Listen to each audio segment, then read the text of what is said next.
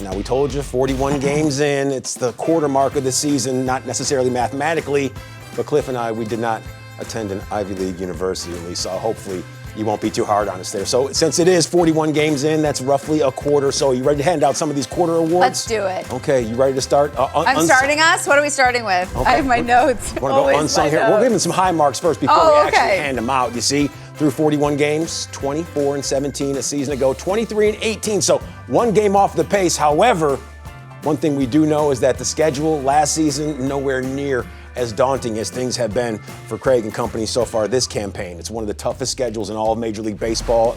May, the hardest month, April. Now they started super hard. So let's go. Unsung hero first, Elise. Okay. That award, who you handing it out to? Unsung hero, Matthew Boyd. Okay. First quarter. I like Tremendous that. job. Fantastic. I mean, really, you didn't even know the injuries were going to happen, and the way that he has stepped up and really been almost the hero, not even unsung hero, for this rotation. Yeah, he's been huge, really consistent. You were hoping that this is the pitcher you were going to get after he was coming back from the injury, comes back last year, looks strong. He comes to the Cubs, continues to look strong. So he's my unsung hero. Yeah, health has been all important with him. 2.78 ERA. Yeah, we continue to talk about he wasn't necessarily healthy as a Cleveland Guardian. Now that he does have that full, clean bill of health, this guy has been the limit. Cliff, how about an unsung hero? It looks like you're thinking pretty hard over there. No, I'm just going with Colin Ray. Oh, tonight's starter. Pitching. Yeah. I mean, he's been great. I mean, when you think about, what he's done for this team filling in when you lost key starters has been tremendous. He had to get his arm, strong enough and to the point where he's going out there and give you quality start after quality starts. Even though I hate the quality, he's giving you a chance to win when he's on the mound. He can do anything. He's almost just as valuable as Javier Assad, who you don't have, right, for a while, and probably won't have him for a while. So he can be in the bullpen, he can start, he probably could close if you asked him to. When we saw this from the other side when he was with Milwaukee, so we saw what he could do for Craig when he was playing for him there. Colin Ray, an innings eater, and that has been a bridge to the bullpen, which leads us to the best reliever, Elise. You see it right behind you. I think you're going to really like my choice. Golden. Okay. Do you know who I'll be the judge of that. But do you know why I am saying that? If you're gonna like it, what does it mean? It means there's velocity. Yes. Someone throwing Daniel gas. Valencia. Oh, it smells like pure gasoline, Elise. I like it. And so, really, the thing that you're always been watching with Valencia is the command, the control, limiting the walks. He's done that so far this season. And so I think if it continues on this pace, we've already mentioned him, possibly in that closer situation. I'm not going there yet, but stuff. Right. So if he continues this, I think, and you can see how things pan out with what the Cubs have going on. But not to take anything away from Porter Hodge, but 96, no, 97, and I'm not ready which to is fantastic. Say, but it could go in that direction, basically. That's how well he's pitching. Yeah, Porter Hodge in that 96, 97 looks a whole lot different than 100 to 102. You don't have a whole lot of time to catch up with that one. Best reliever, Cliff. Going with Brad Keller. He's been so BK. good. He's been really good, man. And when you think about him the other day, he started the game in New York, was outstanding, right in the opener. I'm just trying to figure out what is he? This offseason, how did the White Sox not need this? You know what I mean? Certain dudes, I'm looking like, how do you let him go? But anyway, he's over here now. I think he's that guy that could close as well. He can come in any situation. He looks so poised on the mound. Yeah. And his fastball looks better than when you think about, looking at these numbers and going through all the numbers in the past. He's 2 miles an hour up as far as velocity. So all these things you look at and go, man, they won. They found a diamond in the rough getting Brad Keller in that bullpen. Yeah, and having Brad Keller be able to come out as an opener, come in the 5th, 6th, 7th, or if need be, if the bullpen has been taxed, have him come in and close a game. Yeah. It's certainly a feather in the cap. He has in his back pocket. I think the big part of it is he can start.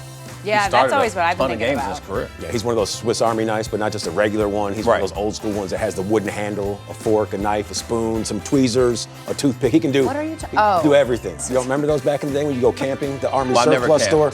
But I do know what you're talking about. We'll get to that. You've been glamping? All right, another discussion for another day. All right, team MVP, Elise. Okay. I need it. I'm going with. You're also gonna like this pick. PCA! That makes sense. So, look, I was debating between Kyle Tucker and Pete Crow Armstrong. Kyle Tucker has changed this lineup. I'm going PCA because actually he has a higher WAR than Kyle Tucker, but I just think the impact that he has had, the energy that he has brought, the defense that he brings, so he can get it done in all facets. So you go base running, added to the mix as well.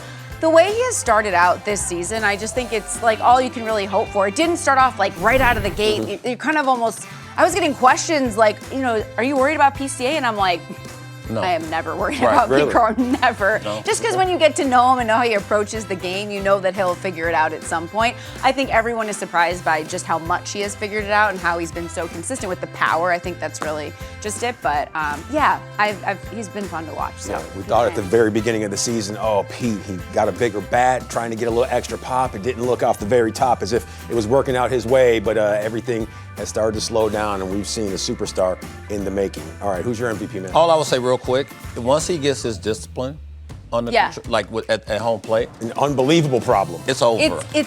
I can feel it's coming. Once he gets that, he's aware. Tame, one step at a time. The league is. But also right now, it's fine. Yeah, you can't change that. I'm going with Kyle Tucker, obviously, for one reason is he's helping PCA. Yeah, he's helping everyone. in so many different ways. He's helping everybody. This line, what would they be? We saw the numbers one game off of last year as far as the win-loss column poll, and you look at the numbers and you go, wait a minute, they should probably be better in the win column. When you look at the numbers across the board, runs in scoring position, runs per game, with the fact that they've lost a couple starters and you still have these guys and Matt Boyd and Colin Ray, they should be a lot better possibly in the win column. But without Kyle Tucker and what he's done, I don't think they'd be nowhere near where they are right now. He's changed the whole dynamic of this offense. Can I give out 2 team MVP awards or 1 team MVP award to 2 different guys? I was going to give it to Carson Kelly, but I want to give it to Carson Kelly and Miguel Amaya for everything that they've been able to bring to the table. I like it. Getting back there, not only have they been able to do it defensively, but offensively, they've gone above and beyond. Carson specifically, but Miguel Amaya, his ability to hit with runners in scoring position when you need someone to drive runs in, he's been able to answer that call, Elise. Yeah, and I also think the way that Carson Kelly is hitting, you could almost think like, wow, how am I going to keep up with this? But he's been holding his own at the plate. Yeah, I mean, so it's understandable how Carson Kelly has carved out the spot that he's in right now, catching more games and just playing DH or whatever. But I like the way that Miguel Amaya, he just loves the friendly competition within the team. He never sees it as a bad thing, and the way he embraces it, I think, is what makes him good. Real quick, I played with Kareem Garcia. Is it Kareem Garcia? Kareem Garcia and Shane Spencer. Sure. And they platoon. And granted, it was left-right. I get that. But as far as them getting along, one wasn't, man, if he keeps doing well, I'm never going to play. Right. It was teamwork. It was teamwork. Yeah. They came together. They worked together. I think they have that tandem over across the world. You also played with Pedro Martinez, right? Absolutely. And once upon a time, he asked, who is Kareem Garcia to me? A little bit different on the baseball hierarchy between Pedro Martinez and Kareem Garcia. I'm going to throw one in. I'm going to go with best bromance of the season. Best bromance? That's right. It involves PCA and Daniel Palencia. Yeah. Oh, because have you seen everything that Daniel Palencia and PCA have been doing over the last few, whether it's thirst quencher baths or PCA hitting a bomb, telling them, money, because he said he was going to hit it in that exact instance. And they were going nuts. And then Pete, he made a catch. He went right through the chain link fence. And look at this. This is what friendship and that bond is all about. These two are the ultimate teammates. And I think it's because Pete, he has gas with his feet, and Palencia, he has gas with his arm. It's the first time this year he's thrown his 2 cents in like that, and I like it.